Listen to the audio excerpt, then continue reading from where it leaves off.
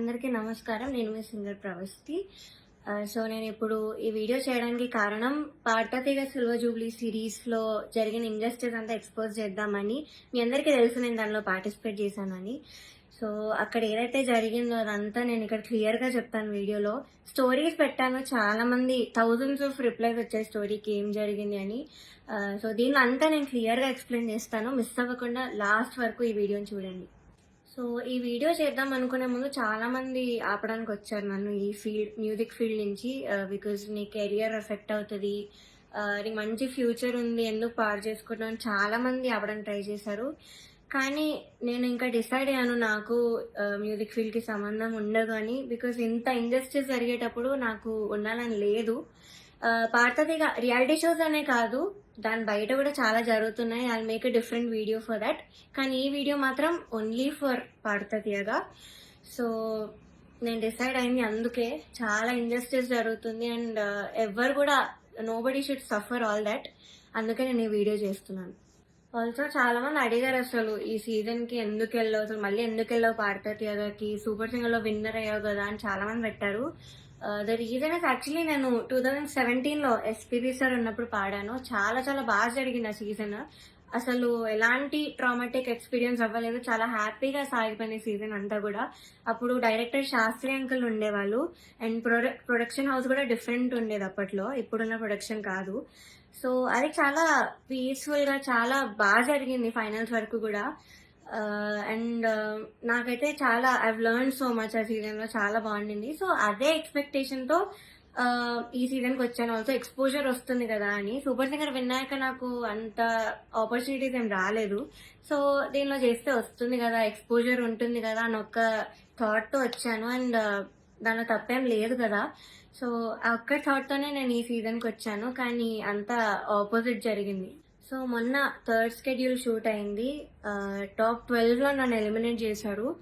Actually first schedule నుంచి కూడా చాలా జరిగాయి. అప్పుడే నేను క్విట్ అవుదాం అనుకున్నాను, బట్ కాంట్రాక్ట్ సైన్ చేశాను. So I had no option. మీరు అనుకోవచ్చు ఎలిమినేట్ అయింది కాబట్టి ఇదంతా ఇప్పుడు కోపంతో చెప్తుందేమో అని, కానీ కాదు. ఉన్నప్పుడు నేను చెప్పలేను, కానీ ఎలిమినేట్ చేశాక నాకు ఆ ధైర్యం వచ్చింది అంతా చెప్పడానికి. సో జడ్జెస్ గురించి కానీ అక్కడ ఆ ప్రొడక్షన్ వాళ్ళు ఎలా ట్రీట్ చేశారని కానీ నేను అంతా దీనిలో బయట పెడతాను. సో నేను ఒక గుడ్ థింగ్ తో స్టార్ట్ చేస్తాను. పార్థతీగలో ఒక good thing orchestra. Krishna uncle వాళ్ళు ఆ సీజన్ లో ఎవరైతే ఉన్నారో వాళ్ళే ఈ సీజన్ లో కూడా ఉన్నారు. వాళ్ళు మాత్రం చాలా సపోర్ట్ చేశారు, అందరితో ఒకేలా ఉంటారు. అండ్ మెంటర్ శ్రీనివాస్ సార్, ఆయన కూడా నన్ను ఎప్పుడు కూడా you are the most talented అని మొన్న కూడా నాతో వచ్చి చెప్పారు. సో వీళ్ళిద్దరికి మాత్రం I'm very very thankful. They are my favourite people. So this is the only good thing పార్థతీగ ఈ సీజన్ లో. సో ఫస్ట్ నేను జడ్జెస్ దగ్గర నుంచి స్టార్ట్ చేస్తాను. First Sunitha garu. Of course she's very beautiful. మీరు అంతే కైండ్ అని కూడా అనుకుంటారు, బట్ బ్యూటీకి కైండ్నెస్ కి ఎప్పుడు కూడా లింక్ ఉండదు. సో ఓకే, మీరు అబ్జర్వ్ చేయండి ఫస్ట్ ఎపిసోడ్ నుంచి కూడా ప్రతిసారి నేను స్టేజ్ మీదకి వచ్చిన ప్రతిసారి వాడు ఒక ఫేస్ ఇస్తారు. అది ఎవ్వరికి పెట్టరు ఆ ఫేస్, బట్ ఓన్లీ నాకు ఆ డిస్గస్టెడ్ లుక్ పెడతారు ఫేస్ మీద. ఇది యాక్చువల్లీ చాలా మంది వెల్ విషర్స్, నా ఫ్యాన్ పేజెస్ అందరూ కూడా నన్ను అడిగారు. కాబట్టి నేను స్క్రీన్ షాట్స్ పెడతాను. ఇది ఎందుకు ఇలా did something happen behind the screen, ఏమైనా అయ్యిందా మీ ఇద్దరికి, లేకపోతే ఏమైనా గొడవ అయిందా అని ఇలా చాలా మంది అడిగారు. ఎందుకు ఆవిడ అలా ఫేస్ పెడుతున్నారు మీరు రాగానే అని.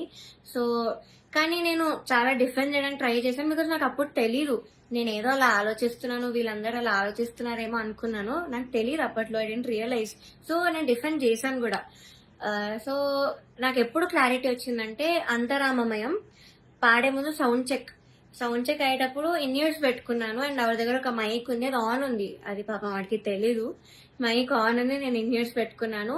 సో కీరవాణి గారితో ఇలా చెప్తున్నారు అనమాట, ఈ అమ్మాయికి అసలు హై రేంజ్ వాయిసే కాదు, హై పిచ్ రాదు, కానీ మేనేజ్ చేసేస్తాను మీరు చూడండి, ఈ సాంగ్ లో తెలుస్తుంది చూడండి మీకు, అది ఇది అని చాలా ఎక్కిస్తున్నారు సార్ కి. And it hurt me so bad stage మీద నించున్నప్పుడు. అప్పటికి నా సెల్ఫ్ ఎస్టీమ్ ఇలా ఆల్మోస్ట్ కిందకి దిగిపోయింది. చాలా ఏడుపు వచ్చేసింది ఆ టైంకి. కంట్రోల్ చేసుకొని లేదు, I have to do this అని అంతరామమయం పాడాను. అండ్ ఆ పాటకు వచ్చిన అప్రిసియేషన్ నాకు ఇంకే పాటకు రాలేదు అప్పటి వరకు. సో అంతరామమయంకి బయట ఎవరు కలిసినా కూడా అందరు చెప్పారు నాకు వాయిస్ చాలా బాగా వచ్చింది ఆ పాటలో అని, కానీ చాలా బాగుంది ఆ పాట అని. యాక్చువల్లీ చాలా సాంగ్స్ ఇచ్చాం, రాముడు రావునికి చాలా ఇచ్చాము. నేను ఏది ఇచ్చినా వద్దు వద్దు వద్దు అంటే ఇంకా లాస్ట్ ఆప్షన్ గా మేల్ సాంగ్ ఇచ్చాను, అంతరామమయం. సో అదే సెలెక్ట్ చేశారు and I tried my best. Male song అయినా కూడా I gave my best. And of course నాకు ప్రతి సాంగ్ కి ఆవిడ దగ్గర నుంచి నెగిటివ్ కామెంట్స్ వచ్చాయి. అది మీరు నమ్ముతారు, జడ్జెస్ ఏదంటే అదే నిజం అనుకొని మీరు అఫ్ కోర్స్ నమ్ముతారు, ఓకే. బట్ అదర్ కంటెస్టెంట్స్ పాడేటప్పుడు I even give their names. ఇద్దరు, శ్రీ ధృతి అండ్ గాయత్రి అక్క, వీళ్ళిద్దరు పాడేటప్పుడు పిచ్చింగ్, ఎస్పెషలీ ధృతికి చాలా పిచ్చింగ్ ఇష్యూస్ వచ్చేటప్పుడు అయితే ఆవిడ ఇలా సైగలు చేసేవాళ్ళు, షార్ప్ అయితే ఇలా చెప్పేవాళ్ళు, అది మేము అందరం చూసాము. గాయత్రి అక్క కూడా షార్ప్ అయితే ఇలా కింద కింద ఫ్లాట్ బాడ్ అని చెప్పేవాళ్ళు, మొన్న కూడా అయింది అది. సో అంటే నాకు తప్పు లేకపోయినా మీరు అక్కడ కామెంట్స్ లో చెప్తున్నారు, వీళ్ళు చేసాక కూడా మీరు అక్కడ చెప్పకుండా సైగలు చేస్తున్నారు. సో అక్కడ నాకు నా మీద ఎందుకో గ్రడ్జ్ పెట్టుకున్నారని కూడా అర్థమైంది. Chandrabose garu, we all know he's a lyricist. So ఆయన రెస్పాన్సిబిలిటీ, లిరిక్స్ తప్పులుంటే ఆయన చెప్పాలి. సో నన్ను ఫస్ట్ 2 ఎపిసోడ్స్ బాగా మెచ్చుకున్నారు. ఇలా ప్రతి నోట్ గానీ భావం గానీ అసలు వదలకుండా పాడతామని కూడా చెప్పారు నాకు. అయితే రాముడు రౌండ్ లో వీళ్ళందరు ట్రూ కలర్స్ అన్ని బయటపడ్డాయి. ఫస్ట్ సునీత గారు నేను చెప్పినట్టు మైక్ లో మాట్లాడేశారు, ఇన్ని ఇయర్స్ ఉన్నాయని నాకు తెలియక. అండ్ చంద్రబోస్ గారు పాపం లిరిక్స్ లో నాకు ఒక్క మిస్టేక్ కూడా నేను ఛాన్స్ ఇవ్వలేదు ఆయన చెప్పడానికి. సో దానిలో చెప్పలేక ఆదృత లేదు అని ఒక కామెంట్ ఇచ్చారు. అది ఇంకేం చేయాలి, మేల్ సాంగ్ సేమ్ ఇంపాక్ట్ ఒక ఫీమేల్ వాయిస్ నుంచి మీరు ఎక్స్పెక్ట్ చేయలేరు. సో అంతరామమయం is a male song. So ఇంకా లిరిక్స్ లో చెప్పలేక ఎందుకు ఇంకా క్రియేట్ చేసుకొని చెప్పడం నాకు అర్థం కాలేదు. అదే రౌండ్ లో ఒక అమ్మాయి లిరిక్స్ మర్చిపోయింది రాముడి పాటలో, అది మాత్రం ఆయన మెన్షన్ చెయ్యలేదు. బీయింగ్ ఎ లిరిసిస్ట్ ఆయన రెస్పాన్సిబిలిటీ ఉంది కూడా ఆయన చెప్పలేదు. ఆ రౌండ్ లో లిరిక్స్ మర్చిపోయింది, చెప్పలేదు. ఇంకా మమ్మల్ని ఏడ్పించేసావు అది ఇది అని చెప్పింది. చాలా మంది చేతిలో రాసుకొని వచ్చారు, అది కూడా ఆయన చెప్పలేదు, అది కూడా కౌంట్ చేయలేదు. కానీ నాకు మాత్రం లేని నెగిటివ్ పాయింట్స్ అన్ని, ఆయనకు అవసరం లేని నెగిటివ్ పాయింట్స్ అన్ని కూడా చెప్పారు. లిరిక్స్ లో మాత్రం నేను ఇప్పటివరకు ఆయనకు ఒక్క ఛాన్స్ కూడా ఇవ్వలేదు సాంగ్స్ లో. I never made a mistake lyrics point of view అయితే అస్సలు చేయలేదు. మీరే చూడండి, మీకే అర్థమవుతుంది. సో ఇది కూడా మీకు న్యాయం అనిపిస్తుందా? కీరవాణి సార్ గురించి మాట్లాడదాం.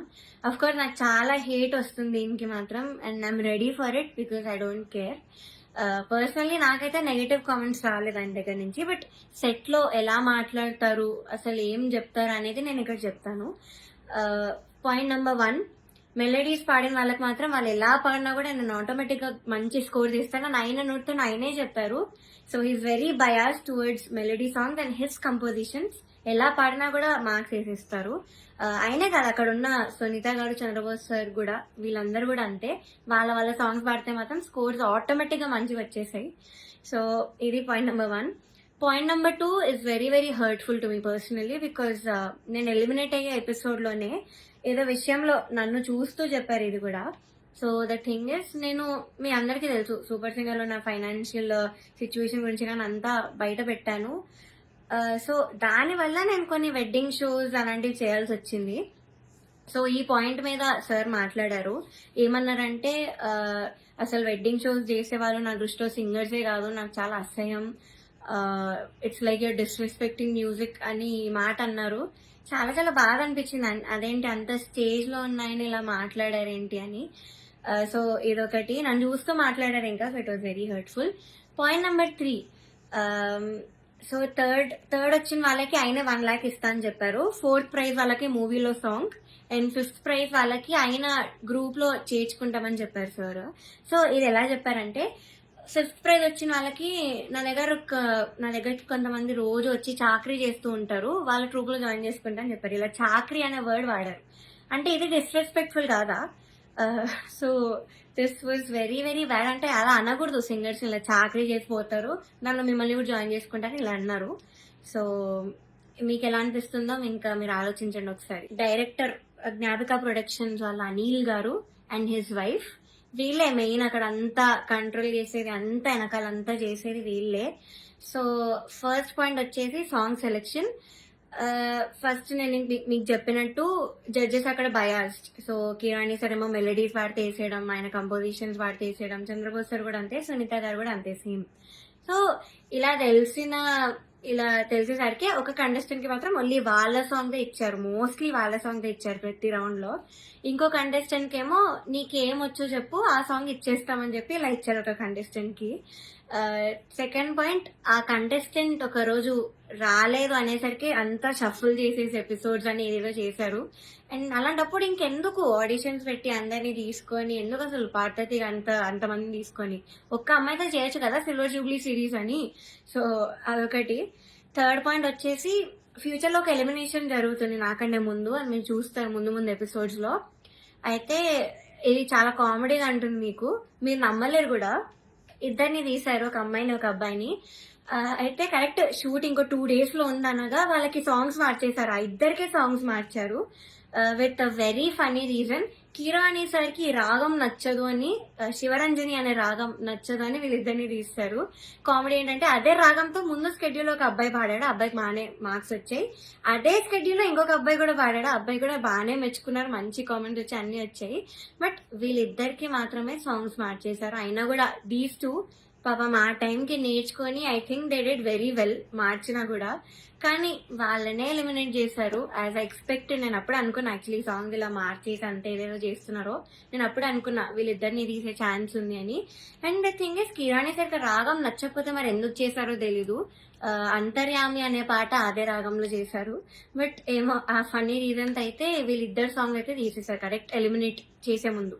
అండ్ నౌ నేను ఎందుకు అంత మెంటలీ ఎఫెక్ట్ అయ్యాను అని ఇప్పుడు చెప్తాను. ఫస్ట్ థింగ్, నేను చెప్పినట్లు డిస్క్రిమినేషన్ అది, ఇంకా జడ్జెస్ యొక్క డిస్గస్టెడ్ లుక్ తో నన్ను చూడడం, ఎప్పుడు ఒక చీడ పురుగుని చూసినట్టు చూడడం, they treated me like I'm worthless. So అలా ట్రీట్ చేశారు, జోక్స్ వేశారు వాళ్ళు కూడా నా బాడీ మీద. ఇవన్నీ నాకు ఆడియన్స్ ద్వారా తెలిసింది, వాళ్ళకి వినిపిస్తుంది కాబట్టి వాళ్ళు పక్కనే ఉంటారు. సో నేనైతే అస్సలు ఎక్స్పెక్ట్ చేయలేదు, ఇలాంటి జడ్జెస్ దగ్గర నుంచి అయితే అస్సలు ఎక్స్పెక్ట్ చేయలేదు. అంటే నేను ఎన్ని షోస్ చేశాను, తమిళ్లో పాడాను, అన్నిట్లో పాడాను, ఎప్పుడు కూడా ఇలాంటి ఎక్స్పీరియన్స్ ఒక జడ్జెస్ నుంచి అయితే నాకు ఎప్పుడూ లేదు. శ్వేతమోహన్ గారు ఇప్పటికి కూడా మాట్లాడతారు, నన్ను ఏంజల్ అంటారు, the sweetest, the most talented అంటారు. అలాంటిది ఇక్కడ వీళ్ళని నన్ను ఇలా ట్రీట్ చేస్తున్నారు, ఇలాంటి మాటలు అంటున్నారు అని చాలా చాలా బాగా అనిపించింది. అండ్ సెకండ్ థింగ్, ప్రొడక్షన్ వాళ్ళు ఎస్పెషల్లీ అవుట్ఫిట్స్ విషయంలో మమ్మల్ని బొడ్డు కిందకి కట్టుకో, సారీస్ ఇచ్చి కిందకి కట్టుకో, ఇలా ఎక్స్పోజింగ్ చేయన్న వేలో చెప్పారు. చాలాసార్లు తిప్పేవాళ్ళు నన్ను ఎస్పెషల్లీ కరెక్ట్ పాడే ముందు. అంటే ఎగ్జాస్ట్ అయిపోయాను ఆ టైంకి, అయినా కూడా ఐ గేవ్ మై బెస్ట్, అది వేరే విషయం. అండ్ ఇలా బాడీ షేమింగ్, ఆ కాస్ట్యూమ్ డిజైన్ అయితే నా ఫేస్ మీద అన్నాడు, ఇలాంటి బాడీకి నేను ఇంకేం ఇవ్వగలను అన్న మాట అన్నాడు. ఏమో ఐ వాజ్ వెరీ వెరీ చాలా చాలా ఎఫెక్ట్ అయినాను మెంటలీ ఈ విషయంతో మాత్రం. సెల్ఫ్ ఎస్టీమ్ కానీ కాన్ఫిడెన్స్ కానీ అంతా లేకుండా పోయింది వీళ్ళనే మాటల వల్ల. అండ్ మీరు ఒకటి గమనించుంటే ఎస్పీబీ సార్ ఉన్నప్పుడు మాత్రం ఇలాంటి కుళ్ళు జోకులు, కామెడీలు, డాన్సులు చేయడం మాత్రం ఎప్పుడూ కూడా లేదు. మీరు ఒక్కసారి అన్ని సీజన్స్ రివైండ్ చేసుకొని చూడండి, నా సీజనే చూడండి 2017లో. కానీ ఎప్పుడైతే జ్ఞాపిక ప్రొడక్షన్ అనేది వచ్చిందో అప్పటి నుంచి ఇవన్నీ స్టార్ట్ అయ్యాయి. So they the main reason ఈ పార్వతిగా ఇలా అయిపోవడానికి కారణం వాళ్ళే. మమ్మల్ని ఇలా డాన్స్లు వేయమని, అదేవో కుళ్ళు జోకులు చెప్పమని. మీరు ముందు చూస్తారు, ఇప్పుడు ఎర్రని కురదని గోపాల్లో నేను చాలా డాన్స్ చేశాను, నెక్స్ట్ వచ్చే ఎపిసోడ్లో కూడా డాన్స్ చేశాను, because I was forced to dance.